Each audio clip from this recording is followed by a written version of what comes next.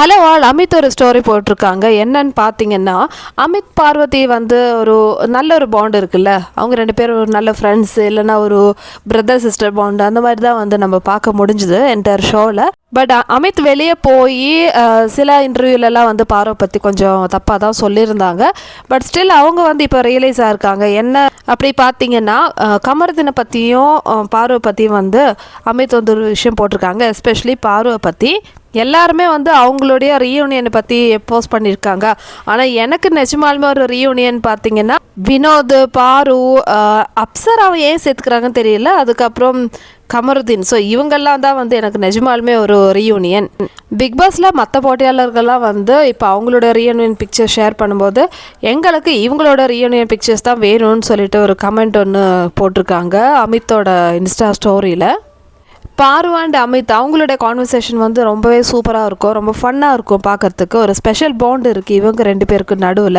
Big பாஸ்க்குள்ளே இருக்கும்போது பாரு அந்த அளவுக்கு சப்போர்ட் பண்ணியிருக்காங்க அமித். ஸோ கமருதீன் கூட போடுற சண்டேலேயும் வந்து நிறைய கைட்லைன்ஸ்லாம் வந்து சொல்லியிருப்பாங்க. நீங்கள் வந்து இப்படி இருங்க, இது பண்ணணும், இது பண்ணக்கூடாதுன்னு சொல்லிட்டு நிறைய விஷயங்கள் வந்து டிஸ்கஸ் பண்ணியிருப்பாங்க. இன்ஃபேக்ட் பாரு கமருதீன் விஷயத்தில் வந்து மோர் கேர் எடுத்தது அமித் தான். ஸோ அமித் வந்து ஏன் லவ் பண்ணால் என்ன தப்பு, இதுவே வந்து மலையாளத்தில் வந்து லவ் பண்ணி கல்யாணம் பண்ணிக்கலையா, அது மாதிரி நிறைய லாங்குவேஜ்லலாம் நடக்குதுல்ல, ஏன் தமிழில் மட்டும் என்ன பிரச்சனை, இந்த மாதிரி நிறைய விஷயங்கள் வந்து அமித் பாரு கமருதீன் கிட்ட சொல்லியிருக்காங்க. அதே மாதிரி பாருக்கு ஏதாவது ஒரு பிரச்சனைனா அதில் வந்து கரெக்டான ஒரு டெசிஷன் எடுக்கணும்னு சொல்லிட்டு பாரு போய் நிற்கிறது அமித் கிட்ட தான்.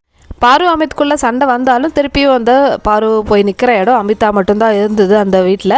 ஏன்னா நம்பி ஒரு விஷயம் பாரு யார்கிட்ட சொல்கிறாங்கன்னா அமித் கிட்ட தான். இப்போ கமருதீனுக்கு எப்படி வந்து வினோத் கிட்ட அந்த ஒரு நம்பிக்கை இருக்கோ, அதே மாதிரி தான் வந்து பாருக்கு அமித் மேலே ஒரு நம்பிக்கை இருந்தது. அதே மாதிரி இப்போது செலிப்ரேஷன் டைம்லேயே வந்து அமித் தான் வந்து சொல்லியிருந்தாரு, பாரு கமருதீன் உங்களை ரெண்டு பேரும் நல்லா மிஸ் பண்ணுறீங்க, ஏன்னா இப்போ எல்லாருமே வந்துட்டாங்க, நீங்கள் மட்டும்தான் வரல, எனக்கு அது ரொம்ப கஷ்டமாக இருக்குது, நம்ம வெளியே வந்து மீட் பண்ணுவோம், நம்மளோட ஃப்ரெண்ட்ஷிப் வந்து அப்படியே கண்டினியூ ஆகும்னு சொல்லிட்டு அந்த வீட்டில் அமித் மட்டும்தான் வந்து பாரு கமருதீனை மிஸ் பண்ணுறேன்னு சொல்லிட்டு கேமரா முன்னாடி வந்து சொன்னது. மீதி யாருமே வந்து இதை பற்றி எதுவுமே பேசவும் இல்லை, யாரும் மிஸ் பண்ணுற இது வரைக்கும் சொன்னதும் இல்லை. வினோத் கமருதீனை சொல்லுவார், அது அவரோட ஃப்ரெண்ட் ஆயிடுச்சு, அது எப்படி வந்து சொல்லாமல் இருப்பாங்க. ஆனால் பார்வை மிஸ் பண்ணுறேன்னு சொல்லிட்டு சொன்ன ஒரே ஒரு மனுஷன் அமித் தான் அந்த வீட்டில். ஸோ இவங்களோட ரீயூனியனுக்காக தான் வந்து இப்போ எல்லோரும் வெயிட் பண்ணிகிட்ருக்கோம்.